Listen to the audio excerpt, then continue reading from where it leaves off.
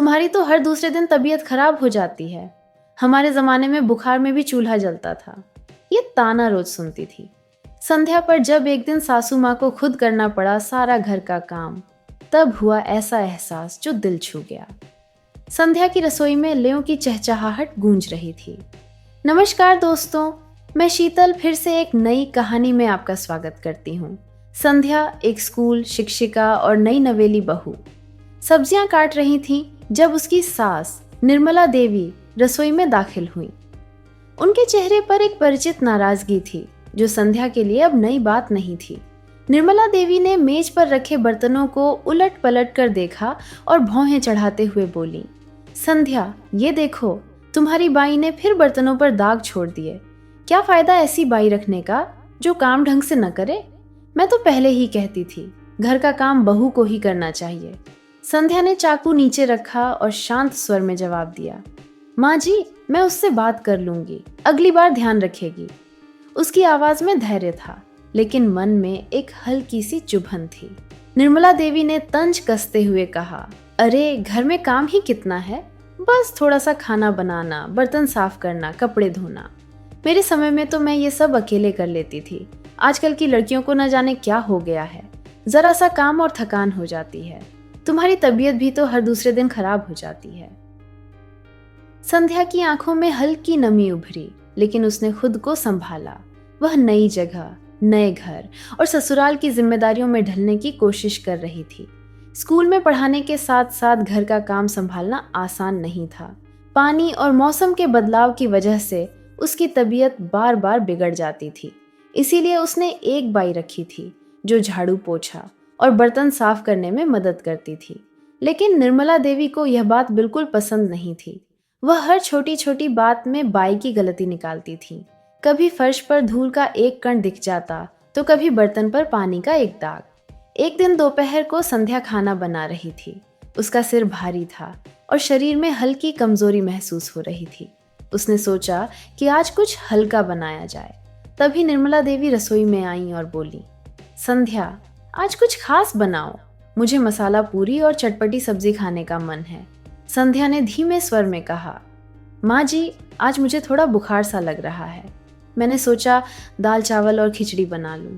क्या आप आज वहीं खा लेंगी? ये सुनते ही निर्मला देवी का चेहरा लाल हो गया। बुखार? अरे, मेरे समय में तो मैं बुखार में भी पूरा घर संभाल लेती थी। तुम्हें तो बस बहाने चाहिए। सास को ढंग का खाना भी नहीं खिला सकती। संध्या का धैर्य अब जवाब दे रहा था। उसने गहरी सांस ली और बोली, माँ जी, अगर आपको लगता है कि घर का काम इतना आसान है तो आप एक दिन सारा काम करके दिखा दीजिए। बाई को छुट्टी दे दीजिए और बिना मेरी मदद के सब संभाल लीजिए।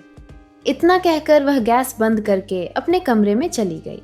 शाम को जब संध्या का पति अनिरुद्ध ऑफिस से लौटा तो निर्मला देवी ने उससे शिकायतों का पिटारा खोल दिया। देखो अनिरुद्ध, तुम्हारी पत्नी न तो घर संभाल सकती है, न काम ठीक से करती है। बाई रखी है, फिर भी हर काम में कमी रहती है। अनिरुद्ध अपनी माँ की शिकायतों से तंग आ चुका था। वह जानता था कि संध्या दिन रात मेहनत करती थी। उसने शांत लेकिन दृढ़ स्वर में कहा, माँ, अगर आपको लगता है कि संध्या कुछ नहीं करती तो आप एक दिन बिना बाई की मदद के घर संभाल कर दिखा दीजिए। अगर आप कर लेंगी तो मैं बाई को हटा दूंगा। निर्मला देवी ने आत्मविश्वास से कहा, हाँ, क्यों नहीं, मैं अपने समय में सब कुछ अकेले संभालती थी। कल मैं दिखा दूंगी कि घर कैसे चलाया जाता है। सुबह जल्दी उठकर निर्मला देवी रसोई में पहुंची।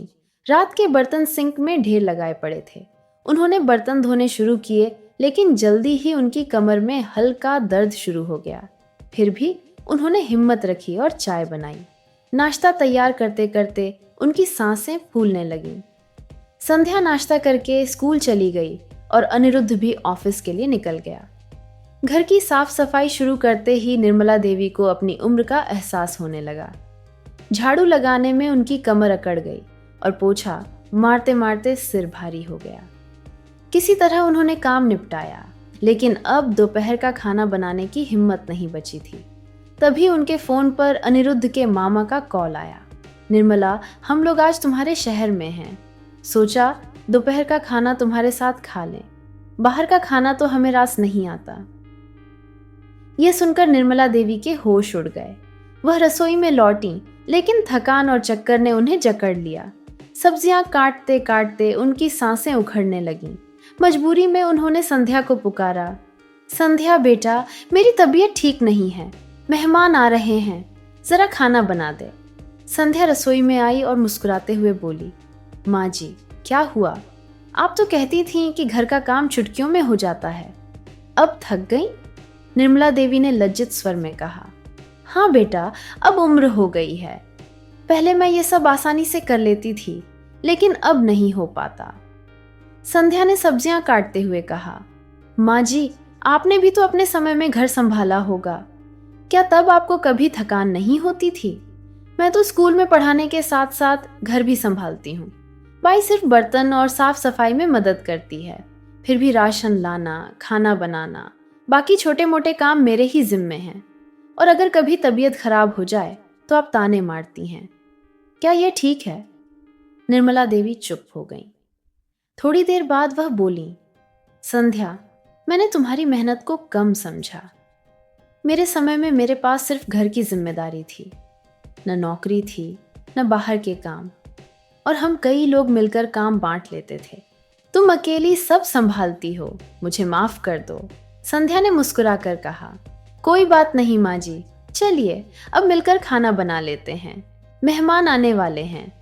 दोनों ने हंसते मुस्कुराते खाना तैयार किया। मेहमान आए और सबने मिलकर हंसी खुशी खाना खाया। उस दिन के बाद निर्मला देवी ने न कभी बाई को लेकर ताना मारा, न संध्या की मेहनत को कम आंका, बल्कि वह अब घर के कामों में उसकी मदद करने लगी। दोस्तों, आजकल की महिलाएं घर और बाहर दोनों की जिम्मेदारियां संभालती हैं। अगर वे मदद के लिए बाई रखती हैं तो इसमें कोई बुराई नहीं। एक दूसरे की मेहनत को समझना और सहयोग करना ही परिवार को जोड़ता है। धन्यवाद।